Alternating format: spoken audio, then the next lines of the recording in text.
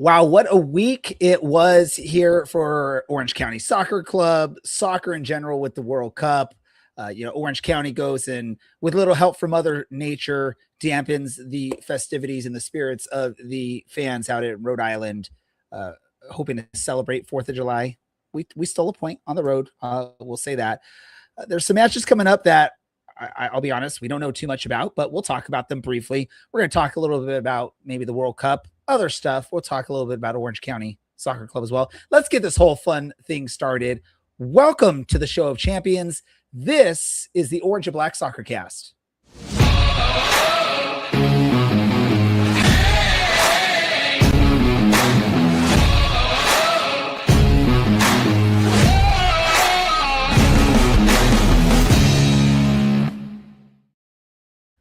How's it going, Orange County? Welcome to another episode of the Orange and Black SoccerCast, the first and only show dedicated to Orange County Soccer Club, its fans and supporters. I'm your host, Ray Samora. I'm here to take you through this journey as we discuss all things Orange County Soccer Club and mix in a little bit of World Cup discussion as well. Helping me out for this episode, we've got two other people joining me. The first one is Dylan, the originator.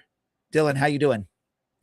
Not too bad. I don't know if is originator really a title, but I guess I'll take it. I have been here since the start somehow, so it's always a pleasure.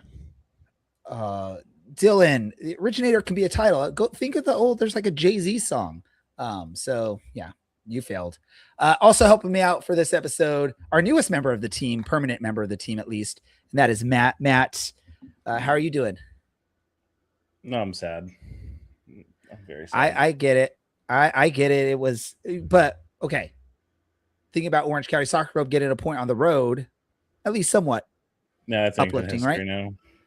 Yeah, no, it was great. That game was what a difference of two games. I'm just off the top of my head thinking of some fun comparisons between the two games. Yeah, great. Weathering the storm, no pun intended. Weathering the storm, dampening the festivities out in Rhode Island. We can go with all the puns we want in this episode if we want to, right, Dylan? You're the expert of words in English. I don't think that's true at all, but I do appreciate the belief in me, I suppose. So let's jump into it. I want to talk about World Cup. I know that's sort of what you were referencing there and being sad, Matt, but let's talk about the team that most people tune in to hear us talk about. That is Orange County Soccer Club. In the midst of this crazy, I would love to do the research and see, has there ever been a run of matches in the USL Championship where there's this much travel involved? Maybe not going back to the early days of Orange County, because I believe back when they originally started, they were the only team west of the Mississippi. Thus, they had a lot of these long road trips. But in the modern area, I'm going to call it the modern area, which is anything in the last, say, 8 years. I don't know if we've ever seen this, where you have a team that is going through this many road matches in a row. And in an even more unique thing, I'd love to see the stats on this. Orange County back-to-back road trips where they're actually staying. They're traveling to their next destination. They're not even coming and stopping at home in between matches, which I don't think happens that often as well. They play a match in Rhode Island on 4th of July, and they go down early. They fight back, earn a 1-1 draw on the road to get a point. And I mean, what are your thoughts? This has to be a difficult match for any team. You're traveling out to the East Coast. The weather's horrible. It's a national holiday. You're not coming home after the match because you have to fly on to the next destination. Dylan, what are your thoughts when you think of all that stuff involved with this? Are we happy with 1 point on the road in Rhode Island? As our good friend Alan Underwood would say, I don't actually need to say it because we've referenced it so many times in the last couple months, but I don't think this is, panic with this result. I don't think it was that bad, to be honest. These things happen, and there's a lot of external circumstances that can kind of go into this. But ultimately, any kind of match where we're not ending up with players missing months, getting blown out we just need to keep the pace with the rest of the West. And as it is, we're still technically the ones setting the pace. So look, I would have much preferred 3 points. Sure. That would have been something worth celebrating and something worth setting off fireworks for. But, we'll settle with this and hope that Orange County looks a little bit sharper tomorrow night. Well, and it's interesting you say technically setting the pace. I know New Mexico has 2 matches in hand over Orange County, but we are 6 points ahead of them. So regardless, I think we are pacing the West, regardless of matches in hand for any of the opponents, which again, the unbelievable part of all this is with a chunk of your matches being on the road and going through this super long road trip. Matt, your thoughts on all this? Are you happy with a point on the road in Rhode Island? And where do you just see, like, are you happy with where you're seeing Orange County in first place with, we're getting close to that stretch of many home games and very few road games for the rest of the season? Yeah, absolutely. We went into this road trip saying if we can be anywhere, I would have been fine if we were like in 5th at this point, coming to the tail end of this long stretch of road games, right? When we had our first long stretch of home games, I said, hey, let's temper expectations a little bit. We've had a lot of home games. We tend to obviously do better at home. So let's, if we can stay anywhere near the top, let alone at the top after this long stretch, I'm very happy about that. As far as how the game went, I mean, you go into the game and you look at, on paper, on the standings, whatever you want to call it, first place against 9th in the East, you maybe expect it. But I mean, once you watch the game, and there was definitely points in that game where, you go into the game thinking like, I'll take, 3 points here. And then as soon as we got to halftime, or maybe even shortly after, you're like, if we can get a point, I'll be ecstatic, because they had us really under pressure. We weathered the storm really well. Pun intended, but really, like, that's the best way I could describe it, is we had a stretch there where they could have scored 3 or 4, and we conceded 1. We kept it tight, came back in, got the goal at the end. We'll take the point and we'll come back home now and hopefully put a good run together at home. Yeah, I think this is true of. Go ahead, Ray. Okay. I think this is true of teams that would do well in the playoffs. Is maybe you don't play well for 45 minutes, but instead of completely imploding, you keep, like Matt said, you keep it tight and you work your way back into it. And sometimes, I mean, we've seen it a lot of times. It's really hard to maintain a lead and stay switched on for 90 minutes at this level. It's really hard to do that with crazy weather or when you're tired or on the road, all these things that can happen. So, this was almost a good dress rehearsal for, hey, what happens if we're not storming? And what happens if we are a little slow to get started, or I should say slower to get started than usual, and things don't go to plan. And it was, don't panic, don't capitulate, and, have some faith that you can pull one back. And technically all we would need to do is pull one back in, 4 or 5 months time. 4 months time, yeah. Definitely not 5 months. Yeah, not 5 months. Man, you want to go into like winter, like December, honestly, January. I really don't. I really don't. I will be so tired come probably the final of this season that I will greatly look forward to a little bit less soccer for a couple weeks. Well, just a quick comment from what both of y'all said. So we're talking about, like, you might not be playing your best, but you just got to, fight, and you got to earn it back. You just got to stay confident and calm on there. I mean, look what happened with Argentina and Egypt today, right? Argentina down 2-0 in like the 70th minute, and they fight back to get the win. Now, obviously, Orange County didn't get the win here, but it shows you, like, Argentina is a proven good team in playoff type competitions. The World Cup, they won 4 years ago. They're fighting for another win this year. That's all you got to do. Speaking of, Matt's talking about where we are in the standings. And being happy, like 5th place probably at the end of this long road trip. If y'all recall, I tried to get something out of Coach Danny Stone when we had him on the show, sort of right at the beginning of this road trip, and he was very, selective with his words. He wouldn't give us an idea of where he'd be happy at on the standings wise, but his response was basically, we just got to keep doing what we're doing. We know we're a good team. We can keep playing like this. We just got to keep doing that, and we will get where we want to be. at the end of this road trip. And I think that's what we're seeing from this Orange County team is that mentality that we heard from Coach Danny Stone. We just got to play our game, keep doing what we're doing, and we will be in a position that we want to be in come the end of this road trip. And I mean, I know we're not at the end of it yet. We still are. I know we have a match, I believe, in like the Prinks Tires Cup, and then another road game potentially, or something after that. But man, to be where they are with everything that's been going on is awesome. Stealing the point, I'm going to call it stealing the point, Rhode Island, because Rhode Island looked like the better team for a good chunk of that match. We got that goal, we get the point, and we move on to Hartford. At the time of this taping tomorrow. If we can at least steal another point in Hartford, I think that'd be nice, right, Dylan? Yeah, sorry. I completely honestly was thrown off by the fact that you used the word taping in 2026 as if I know this is a we're live physical stream media era. But that's fine. Yeah, I think really this marathon, if you will, of away matches and of flights and travel and kind of the misery that's, I spent 10 hours in an airport on Friday. So, the misery that is traveling through this country right now, and the expense that is traveling through this country right now is nearly at its end. And, for some of you who are listening to this podcast, it might now be over. And then a meaningless match in the cup and a week off.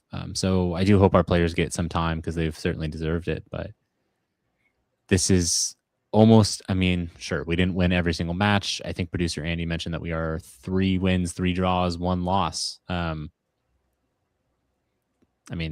points out of a possible, 15 is good work, kind of no matter what. If you play 5 matches at home and you end up with that, that's pretty great. So we're in a good spot overall. So yeah, I was correct on that, right? We do have the home match in the Prinks Tires Cup. Then we have a road match against Monterey Bay on the 25th. And then finally we hit the month of August and we go into, a stretch of way more home matches than away matches. Really quick, I didn't mean to sort of push us away from this Rhode Island prematurely. I just want to ask either of you, and I'll talk to you first, Matt. Is there anything that stood out for you for Orange County in this match? Any player that stood out from you?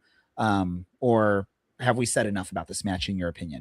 Look at the screen right now. This goal is something only few players in this league can do. And Usman Silla is one of them. Uzi, we're all calling him that, I think, now.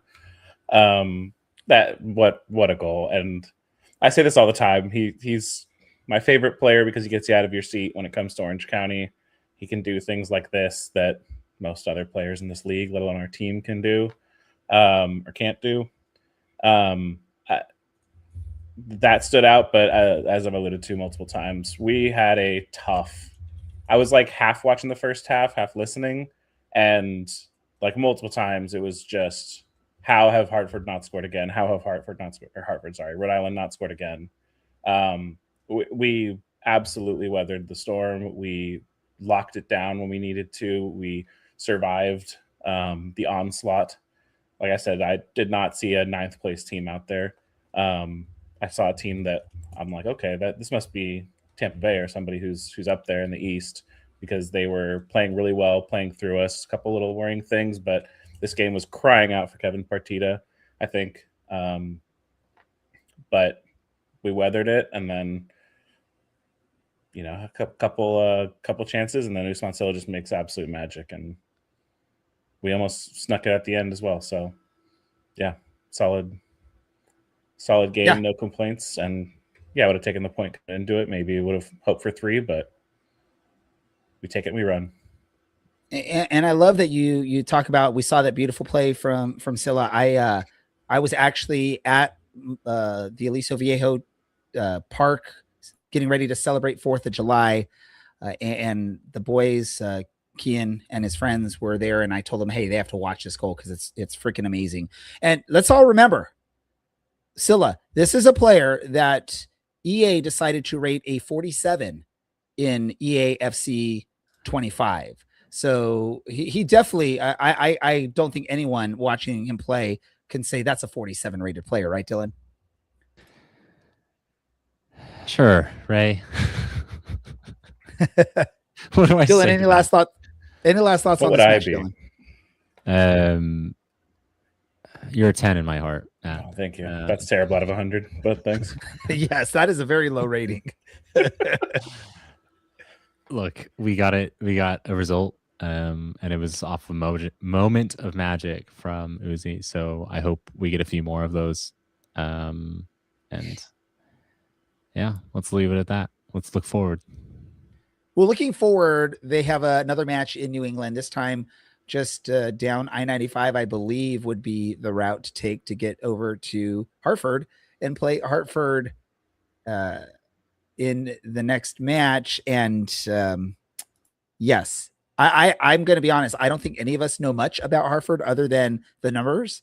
And thank you, producer Andy, for putting up at least the match, sort of the record comparisons between the two teams. I think the big standout when you look at Hartford is they've only scored 10 goals in the season. Apparently, is that correct, or is that a typo, Dylan? I like that you asked me as if I'm like the resident statistician. I guess. I mean, of the three of us here, that's probably the most accurate. But I'm gonna trust. How Hello? Who's there? Hear you. I think the mic cut off, producer Andy, so we aren't able to hear you. We loved the doorbell, though. Thank you for doing that. But yeah, if 10 goals on the season, and that's in what, 11 matches is correct, that is a really, really horrible goals per match rate. Would you agree, Matt? Yes, but also I want to not to correct our dear producer Andy. They are 4-6-1, or 4-6-3. Sorry. Okay. Well, 4-3-6. If you look at this the graphic that does it the wrong way. So even more matches then. Yeah, more matches. Yeah, they don't like. This is another one where you go into the game thinking on paper we should win this, if not take a point. But after spending, like you said, the week in the East Coast and travel, all that, probably take the point right now. Just finish up this road trip. But again, it's tough to say. They don't seem great. So I'm hoping, maybe we sneak it out there. See if Silicon makes some more magic. Can I get a score prediction from you, Matt? 2-1. Why not? 2-1. Good guys or bad guys? 1-2. Orange County. All right. Dylan, what do you have to say about this? Killing me tonight. All right. I will just say you should always say the winning score first and then specify what team it is. I'll put it this way. Hartford has managed in the league, no disrespect to the Cosmos, but they don't count. I think that was actually, no disrespect to the Cosmos, but they don't count. Hartford has scored more than one goal in the league 3 times this season. 2 of those matches were in March against Sporting Jacks in Brooklyn, and one of those matches was surprisingly and somehow in the month of May against Detroit. So it's pretty not dire on the goal scoring side of things. I don't want to say it's boom or bust because it's not really been boom, save for a 4-1 win over the Cosmos. And again, the Cosmos had, or I should say not again, but the Cosmos had a guy sent off 15 minutes into that match. So, it's not great. Ultimately, I think Orange County, as thin as we are, has everything to take from this. They have a lot to lose, I think, by not kind of showing up and looking past this one. And I have to imagine and I have to hope that the club is thinking, hey, we are earn it here, enjoy a break. It's fine. Just get through this match. Let's act like it's a cup final because it might as well be. It's the only one that we're going to have anytime soon. So just get through this match. We're more than capable of scoring 1 goal. And if we score 1 goal, the odds are we're probably going to win, but at worst, we're going to draw, and that should be plenty. So what's your score prediction for this match, Dylan? I'm going to say 1-0 Orange County. Perfect. I'm going to go 3-0 Orange County, and I have no reasoning behind it. That's just the number that came to my mind when I thought about it. Who's scoring? If we score 3 goals, who's scoring 3 goals? Let's get a goal from Scylla. Let's get a goal from Zubak, and a goal from Rando.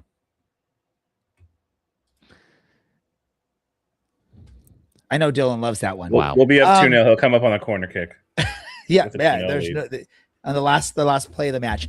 After this match, they do have a home match this weekend in the Prinks Tires, what we like to call the Malort Cup, but the Prinks Tires USL Cup match. And this match is very unique in the fact that Orange County is absolutely out of the competition, and Colorado Springs is absolutely moving on to the next portion of the competition. This match has no meaning behind any of this. Dylan, you look confused. Yeah, for a brief moment, I thought you said Colorado Springs, as in like mashing up the word springs and the I might have. sponsor of this. Okay, I just don't know if I'm losing my mind or not at this point. I'm known to mess up pronunciations, so I get it.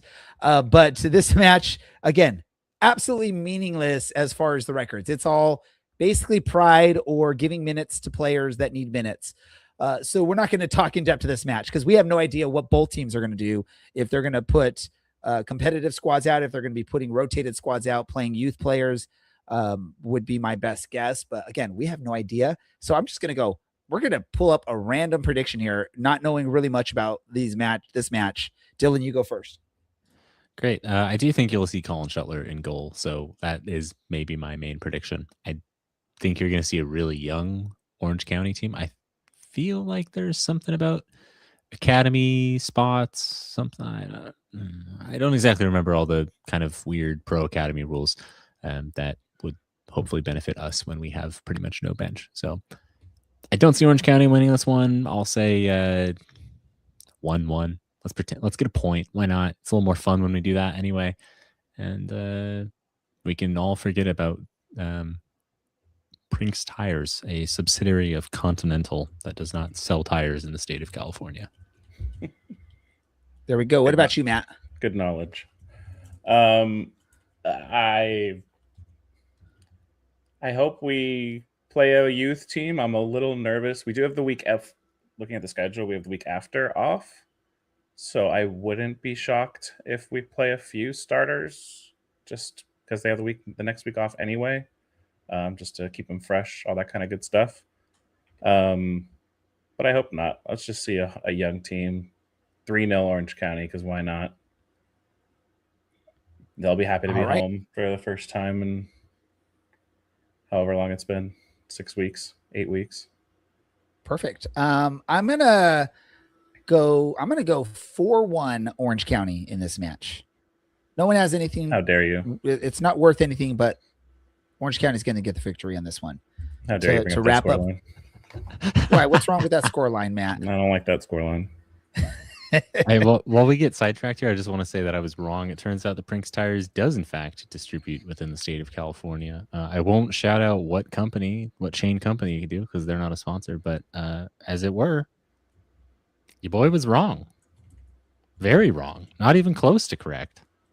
After I said good knowledge, too. I know. I went back and I said, well, let me just make sure, and it turns out it was bad knowledge. So my apologies to the listeners. It's almost as bad as racing. You take Interstate 95 to get from Providence to Hartford, because that will not get you there. I have no knowledge of the interstate system on the East Coast. So here's the thing, right? If you have to guess an interstate on the East Coast to get you from point A to point B, that is probably the best guess you can make is I-95. I'm just going to stay there. Please bring up the map quest. I'll just save him the effort. It would be Interstate 84 and I believe like State Highway 44 and State Highway 32 or something like that. So 74, 44, and 84 will get you there. I love it how Dylan calls me out for referencing that we are, at the time of this taping, but does not call out Matt for referencing MapQuest as a way to show the map of stuff. Because where do you think I got that data from? Way back in the days. I pulled out my Rand McNally, my man. Also, Dylan, I'm not sure if you forget where you've come from, but it would be the 32, the 44, and the 84, whatever those numbers were. I don't think they use that in Northern California, though. I know. That's why I made the joke. I am very much an ambiguous user of interstate names so as to not be pegged down as living in any one specific place. See, I just call it the Santa Ana Freeway, the San Diego Freeway, the Harbor That's not Freeway. Okay at all. That does really well up north. But let's go here because we're sort of veering off course here. Let's talk about Orange County now in a broader sense of the word here. Since we knew that we didn't know much about our upcoming opponents and we weren't going to be spending too much time talking about them, we decided let's talk about Orange County Soccer Club, and we're each going to go round table here and just talk a little bit about a player that has surprised us, exceeded expectations, has done better, or just a player they want to call out for the season with Orange County this year. And I guess Dylan is volunteering you first, Matt, to go with this. So what player do you want to talk about from Orange County that has stood out for you in 2026? Man, I played with a lot of different ideas here. At first I thought we had our own topic that we were going to bring up. So then I thought like signing of the season. So then that kind of brought me into Pizzini a little bit. But I'm going to have to go with Smotzilla. I mean, as I said earlier, he's the type of player that just gets you out of your seat. Last year it didn't really work out. He had some moments last year that were fantastic. But you could see the little moments that, little screws he needed to tighten maybe to kind of get to that next level to really be the leader of the team when it comes to creativity, when it comes to like starting week in, week out. Even going into this year a little bit, he still kind of came off the bench a little bit.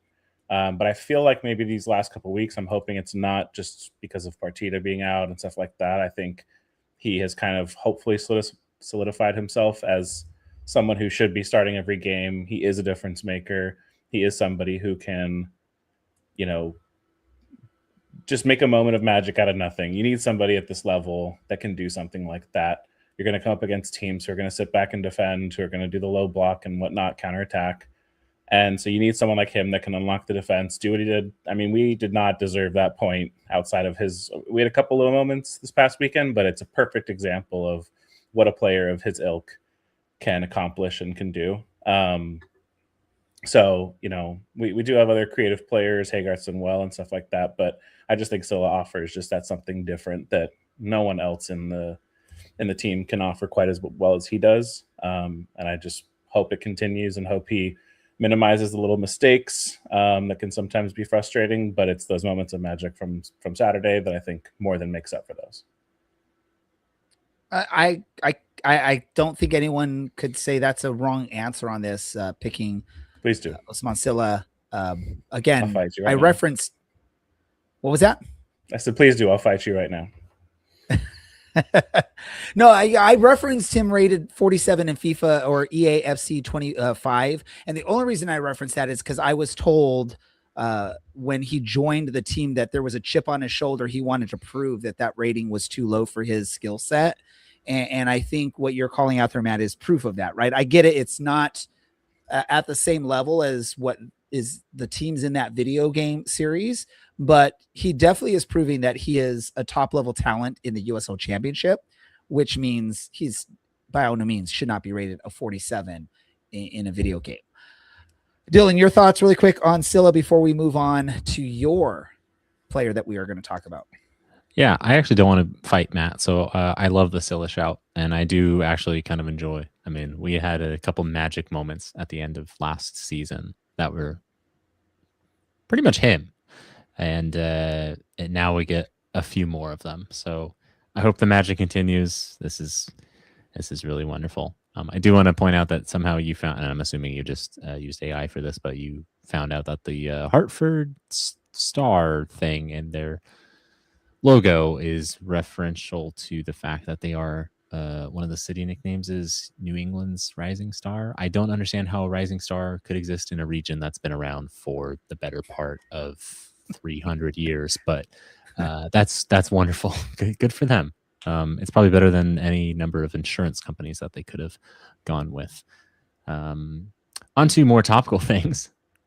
I really am. I'm of a split mind here. Ultimately, I do want to give this to Nico Benalcazar, and that is in large parts because he's everywhere.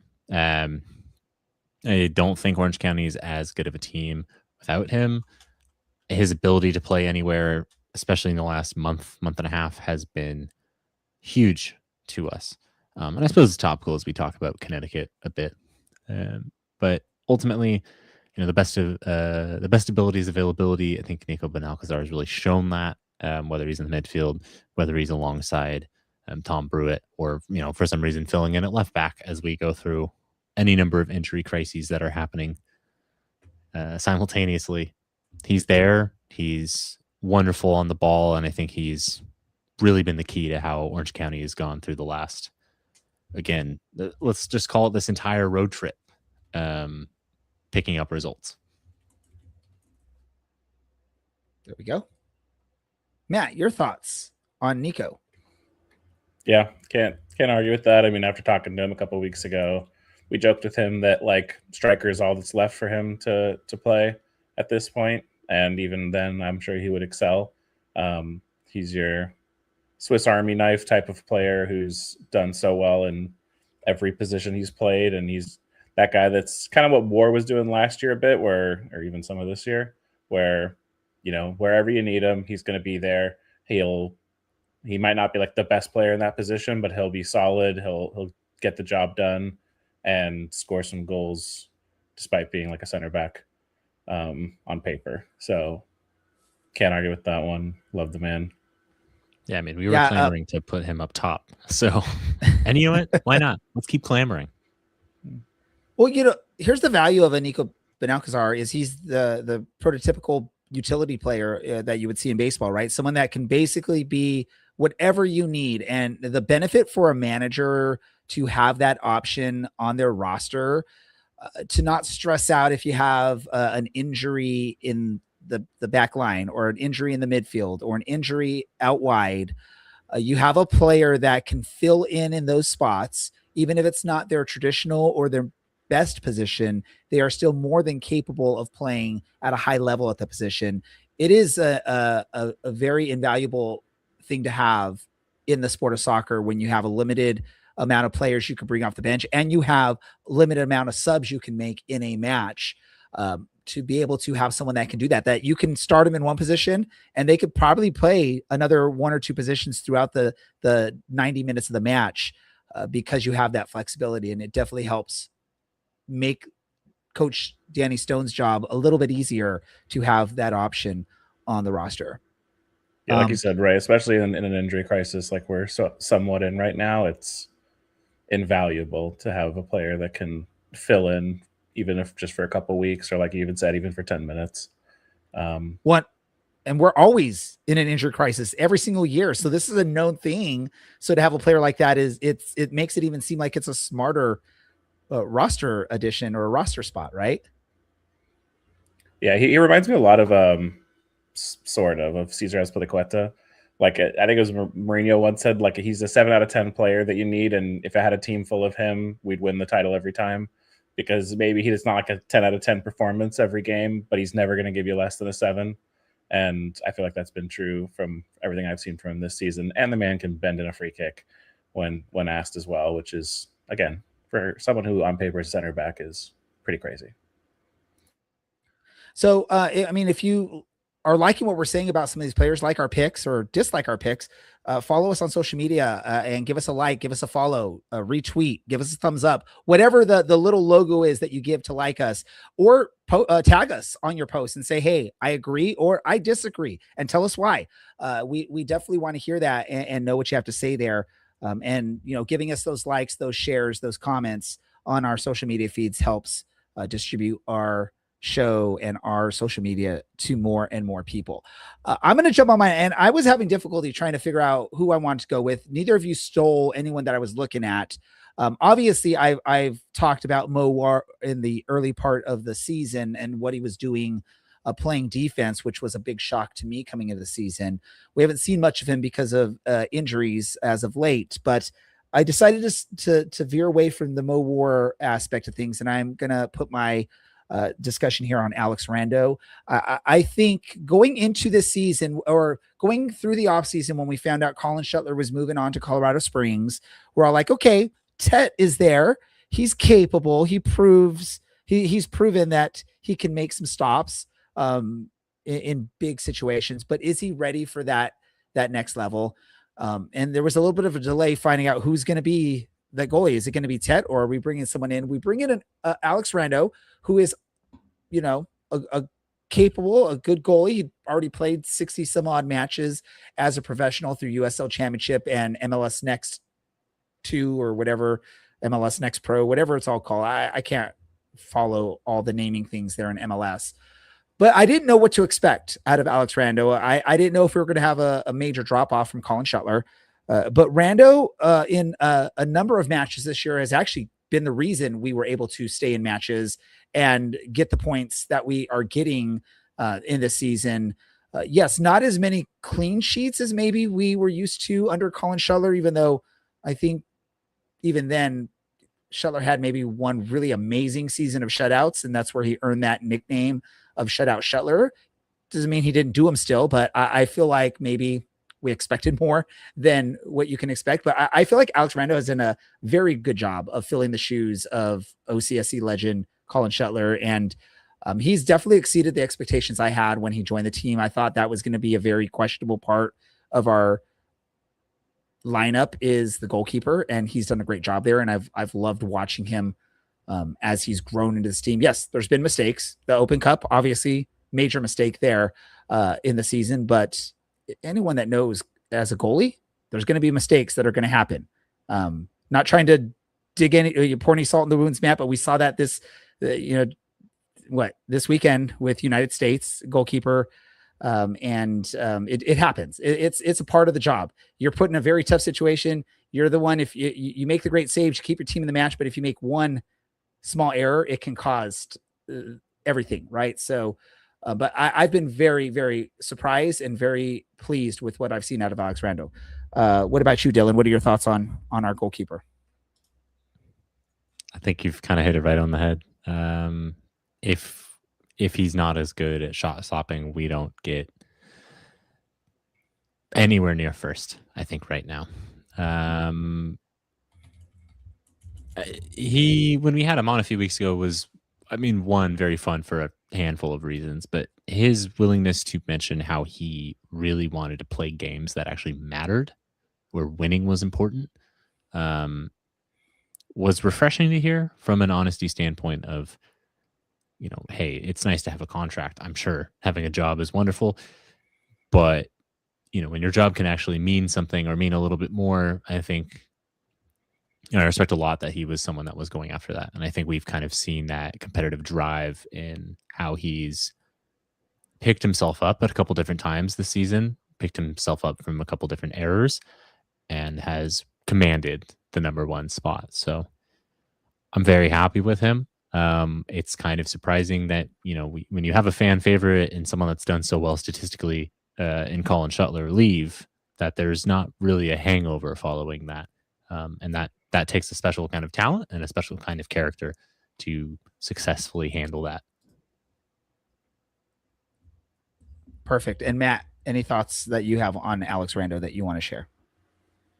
No, I think, like I said, or Dylan said, you hit the nail on the head there. I think, he's had like one, maybe two big mistakes this year, but at this level, you're going to see that happen. Other than that, there hasn't been too many goals that I can think of off the top of my head where you think like, oh, Shuttler or like another keeper would have saved that.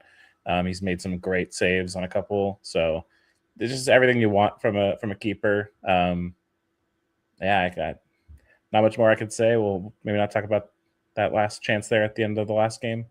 It could have been a little, he's working on that, when to come out, when not to come out. But he's been great this year. And like you said, anything you could have asked for when it comes to replacing Shuttler and stepping into this role. And yeah, I love me a good keeper, and he's been just that. So Definitely agree with you all on that. Let's do this. If anyone that is listening, whether you're on the live show or you're listening to us later on via either the recorded option on YouTube or through Spotify.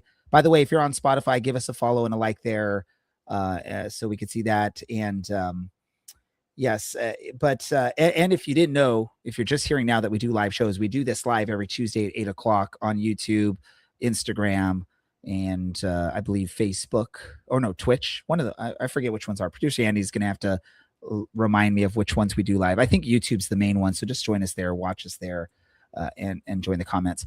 I do want to dive into a little conversation with the World Cup. The round of 16 is basically the big portion of the tournament that has happened over this past week. My big story that I want to talk about here is the 3 host nations all getting eliminated in the round of 16. I believe the Mexico-England match was probably the most competitive and exciting match out of the 3 host nations. And it was a darn good match to watch. If you didn't get a chance to watch that one, you missed out on a great one. But let's talk about this. And I'm not going to point out one single team. You all can talk about what you thought of the round of 16. I've already talked earlier about Argentina, Egypt, which was a crazy experience as well. Matt, I'll go to you first. Round of 16 World Cup, your thoughts, and then what are your thoughts for the next portion of this competition? Oh, so many thoughts. Where to begin? Portugal hilariously insisting on playing Cristiano Ronaldo over and over and over again, just showing us the good old definition of insanity. Just keep trying; it'll work someday. The Mexico game was fantastic. England defended for their lives for 20 minutes. Mexico couldn't unlock the door. People were, how is England going to hold on to this? Well, when you put Dan Burn and a couple other guys back there and you say, go ahead and cross the ball, I dare you. And then they say, okay, we'll cross the ball. And you're like, thank you very much. This is exactly what we wanted you to do. Amazing match, amazing atmosphere. I thought about going, even just to be in Mexico for that would have been fantastic. I think England's looking pretty good. I don't know if we want to do like a predictions thing for the rest of the tournament. Before we get to that, the US, I was talking about it before the game. I'm just tired of takes from people who don't watch the US team, who love shitting on the US when they're down. Couple of professional pundits who, man, I love so much as players, but just can't stand as pundits because they just love to question the mentality and all these things. And while they're fine conversations to have, I mean, anyone shitting on Christian Pulisic, like, just turn your phone off. The guy got hurt, and now, of course, everyone's questioning his mentality and his whatever. I mean, the guy was hurt for half of the World Cup. So it just drives me crazy that here's what I want to do. I want to shout out, I was just before this podcast was watching Adam Cleary, for those who don't know, fantastic tactical analysis YouTuber who does a lot of different like tactical stuff. Really like kind of calmed me down. I was, just the last 24 hours just been like annoyed and sad we're out and all that. I think we had a good chance to give Spain a run for their money. Didn't think we'd beat them, but thought we could give them a good game, depending on if Nico Williams plays. But like Belgium really did some really good stuff. Tactically, I was confident, like going into the game, and especially I think like Sunday, I was talking to my uncle of like, we got this. Like they're old, they're washed. And they didn't play those guys. And I was shocked when I saw the team sheet and there was no Doku, there was no Kevin De Bruyne. I didn't think Lukaku would start, but I was like, oh no. Like, and they just said, we're going to go at you. We're going to target Tim Ream. We're going to target the space behind Jedi Robinson, which very smart to do. And it worked really well, or behind Dest as well. And we also just looked shell-shocked. I mean, it was just a took a punch to the mouth, didn't really know what to do about it. Looked decent for spells. Unfortunately, I think when we were really starting to turn it around, Freeze makes that mistake, which he doesn't make 9 out of 100 times. So I hate the overreaction. I hate the, like, we need to be better. It's like we got beaten by a good Belgian team. It's fine. It's kind of where we're at right now as a soccer country. Oh, I get that, Matt, and this match really showed the experience level between the two nations. Belgium is just vastly experienced when it comes to international competitive matches. This U.S. team, very talented, but very limited in the experience at high level international competition play. Part of that is because of, these transitions from different coaches and managers over the years and having to learn new systems. And obviously when I believe when Pochettino first joined, it was a little bit of I think there was the question, is he the right person? Because I think they were struggling a little early on. We saw the run up to the cup, and in the cup, in the group stages, looked like a really strong team. The tactics looked perfect and well for what they were doing. But obviously, again, when it comes to some of these competitions, experience plays a huge part of it. And I think that's where Belgium just really outshined. Dylan, correct me. Outshone. I knew I'd get help from Dylan. Go, Dylan. Oh my Take God, it over. I do it jokingly. I think it's fun. Oh man, you two. I don't know what to say. More frustrating. Your thoughts than on the round of watching that 16, from Dylan? Uzbekistan, trying to manage a match between Paraguay and France.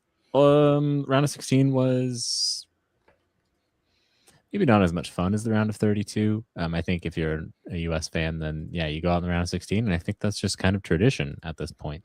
It's gonna take a couple of truly world-class players for the US to go the distance, whether that means quarterfinal or a semifinal.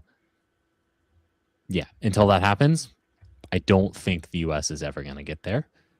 Because if you look at the teams that have historically won or recently won in the modern era of the sport, you have 2 or 3 guys who are very good, who can carry you through that. And if you have a handful of solid, Azpilicueta players that are 7 out of 10s that play out of their skin for a month and a half, that's usually enough to get you into the final. And then, from there, it's a 50% shot. So, wow. I admittedly don't root for the US team. I'll admit that. I do end up actually watching them quite a bit. And it just felt like all of the drama surrounding the 24 hours prior to that match just was unnecessary and needless. And it was never going to go well for the US. If they had advanced, there would be questions asked and it would look bad. They get blown out. It doesn't look great. And at the end of the day, like, Balogun's it's not his fault they lost. It's not his fault that FIFA is the way that FIFA is and has decided to kind of bend the rules the way they did for Ronaldo and the way that they very clearly did and do for Messi, with him raking his studs down someone's calf in the group stage. So it's not the end of the world. But I do hope that Orange County I do hope that the United States changes the way that, and maybe even just Orange County as a whole changes the way that talent is developed in this country. Because look, it's not that we need to play our best athletes. Like LeBron James starting up top does nothing for us. Or I'm trying to think of other wonderful American athletes. Travis Kelce, he feels relevant, so we can mention him in the SEO. Him playing it right back. I'm trying to think of what he even plays in the sport that he used to play. I think he'd be center back probably for us. Center back? I don't know. He's a big guy. Yeah. I will say you put someone like why am I blanking on his name? Tall guy for the Spurs. Wembayama? Wemby. You put Wemby up top. But do you? For Yeah, I France? mean, are you dropping Mbappe for him? Like, You're dropping everybody for him, and he's just going to stand on top of the penalty spot and just tower over people. Producer yes, Andy. please, Andy. Do I remember JJ Watt played in TSD? Maybe that's the route we should go. Maybe. JJ Yeah, pull Watt, up center footage back. while we're doing this. That'd be interesting to see. I think ultimately, like in the Orange County, or oh my god, I'm just so focused on Orange County constantly. I really just don't see that it's like the end of the world for the United States, and I also, you know, this is very Raiders fans of like, this is our tournament because it's here and we're gonna go like super far. I'm like, you need that additional talent. So I remain like optimistic that we can watch these success stories grow, right? It's pretty cool to watch Switzerland go on. We talked to Liam McKinnon a few months ago, and he mentioned that he used to play with Dan and Doy, who has been playing constantly for Switzerland and doing well for Switzerland, no less. So, you know, the more players that we can develop, you know, maybe you have a guy that reaches Liam McKinnon, who is a very good player for this level and does well. And then maybe you have a Dan and Doy who kind of takes the world alight and reaches, you know, that top level. Outside of that, I mean, what other matches happened? I sweat my way through England, Mexico, and questioned if I understood any of the rules at that point. But boy, oh boy, do I love an absolutely massive center back who has decided that his head is the best possible weapon and says, I know you're crossing, and I know that you have multiple players who are going to attempt bicycle kicks to try and be a World Cup hero. I'm just going to throw my head at this thing and head it literally over halfway across this field. So that was wonderful. And I am so glad that Roberto Martinez has failed at yet another international tournament, because, you know, this really feels like the reckoning for a handful of managers that they are, in fact, not that good and their ideas are really bad. Except Carlo Ancelotti, you keep his name out of your mouth. That his failure was truly only the fact that he bothered to bring Neymar on. So look, this one might just, if you are washed, as the kids say, this is not the tournament for you. Here's my favorite part. The round 16 and thus far in the tournament is Spain conceding 0 goals so far in this tournament. Y'all know that I'm a stickler for some strong defense. And we all know Orange County won off a very strong defense. Just don't concede goals in 2021. So let's just keep that going, Spain. Immediately to point out the fact that they played Portugal, who, again, as Matt insisted on playing Ronaldo up top. Also, it's not their defense that keeps the goal out of the net for them. It's the fact that no one gets close to their defense. Well, but it's a team defense. They're not giving up goals. Hey, that's what it is. We'll see what happens as they get further in this tournament. Obviously, the competition gets tougher. We are getting close to the time here, so that's my comment here on the round of 16. Unless I have objections, if anyone has a random thought they wanted to talk about, I'm going to ask you to say it now. Other than that, we're going to wrap it up with an alternate way to end the show. Dylan, I think it looks like you may have something you wanted to say. No, I am actually mildly curious to know if you are going to change your background now that Belgium, you know, are still in it. I guess realistically, is there a universe in which Belgium takes a 1-0 lead over France? I don't know. We'll see. Maybe it'll have to happen, huh? I want to know. They have to play them first, and they're not beating Spain. So. Well, here we go. Go for really it, quickly. Who is going to win the World Cup, Raymond? Well, that was going to be our wrap up here of the remaining teams. Okay, we're all going to say. Okay, we all should say France. So who else could it be besides France? No. Okay, here's where I'm going to go, Dylan and Matt. Pre-tournament, I was picking Belgium. That was my team. So I'm sticking with my pick. Belgium is who I'm picking to win the cup. Dylan. That's hilarious. I don't know if you said he's delirious or hilarious. Hilarious. It is not going to be Belgium. But you know what? Hey, shout out to 38-year-old Alex Witzel if they do manage to pull that off.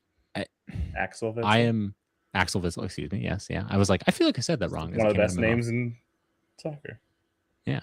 I am a cynic at heart, so I do just want to say that I can't see FIFA not just handing this to Messi on a silver platter or a golden platter. We'll talk about this after. I hate this too. I hate this almost as much as I hate the US BS.